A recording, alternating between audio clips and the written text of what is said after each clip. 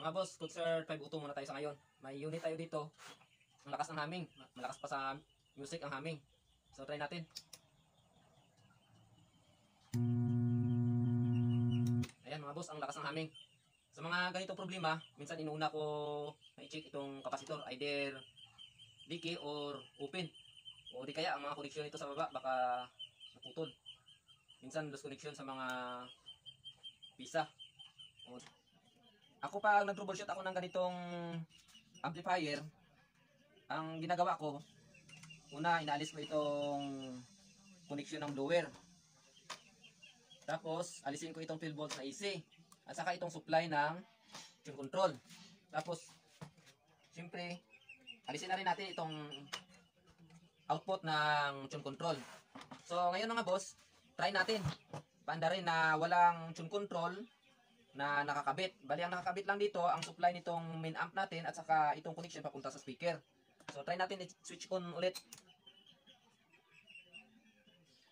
Ayun mga boss, nag-trigger on ang ating output relay pero wala na tayong maririnig na humming. So ibig sabihin malamang dito sa tune control ang problema. Ngayon mga boss, i-confirm natin kung gumagana ba itong ating main amp. So malaman natin ito sa pamamagitan ng pag-audio check natin. So, ang ginagamit ko, itong test probe. Bali, mag-inject tayo dito sa input ng amplifier. Kung may maririnig tayo na audio, ibig sabihin, active itong main amp natin. So, ito mga boss, bali dito ako mag-inject sa input. So, ayun mga boss, mayroong audio. So, pumi-pick up ng audio itong main amp, ibig sabihin, ang problema, dito sa tune control. So, ang gawin natin ulit boss, ibalik natin ulit yung mga parts na pinangtanggal natin. Pati na itong blower, kabit na rin natin. At saka una, balik na rin natin itong 12 volts, AC 12 volts. Ayan, umikot ang blower. So, balik natin itong supply ng tune control na inalis natin. Tapos, ibalik na rin natin itong input. So, ayan boss. Bumalik ang humming nung binalik natin itong output ng tune control na kinabit natin dito sa input ng amplifier. So ayan, bumalik ang humming. Ibig sabihin, ang problema ngayon dito sa tune control. So samahan nyo ko mga boss, troubleshoot natin.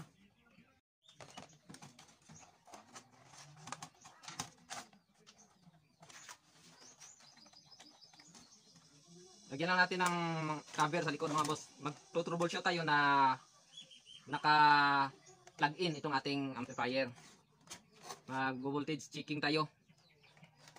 Una kasi na ginagawa ko pag ako nagre-repair, nauna ako nag-voltage checking. Depende sa nakikita kong problema. Plug in natin mga boss.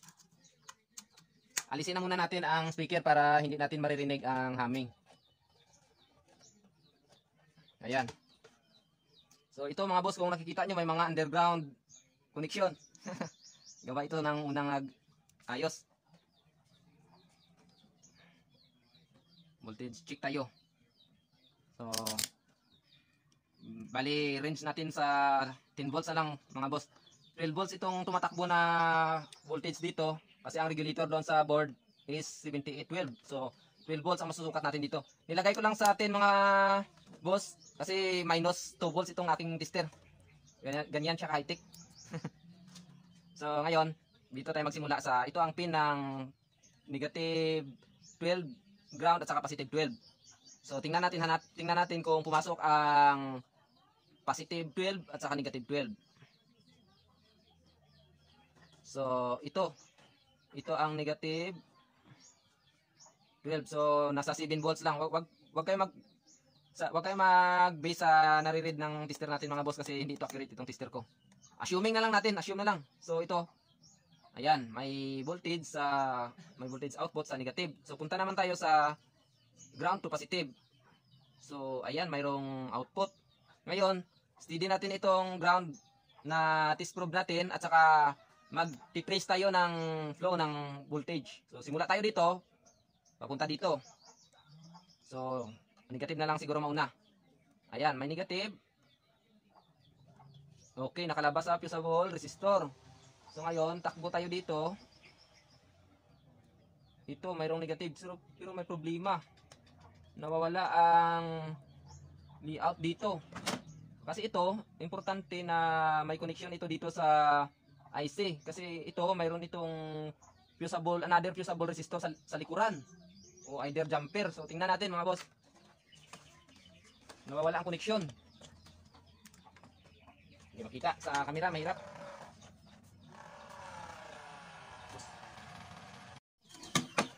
Ito ang problema. Kinain ng kalawang ang jumper. Tapos naalis ang layout. So maliban dito, parang wala naman sigurong problema. Subukan natin jumperan ito mga boss. Mula dito papunta dito. Hindi pala fusible resistor ang nandito. Jumper pala. Pinalawang. Lagyan na lang natin ng jumper mga boss.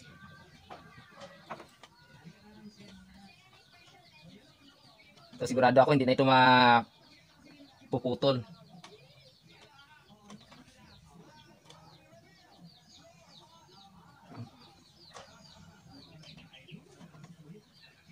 Ayan. So, check natin ulit. Audio check tayo.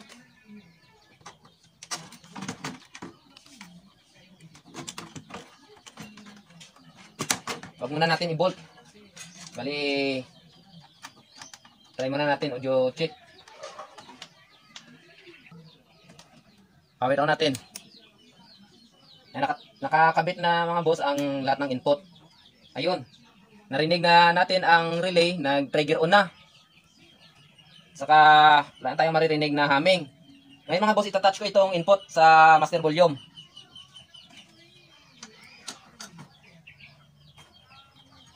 Wala palang speaker na nakakabit.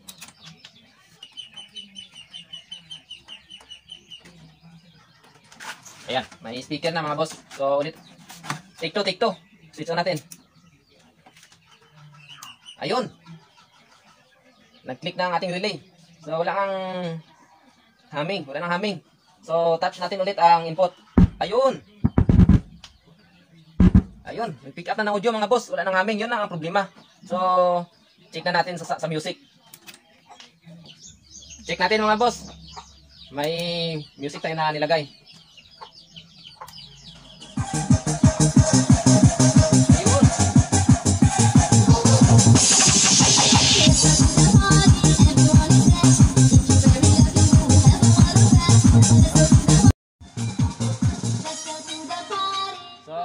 Isang unit naman mga boss ang natapos natin. Sa mga na natiling nakatutok, maraming salamat.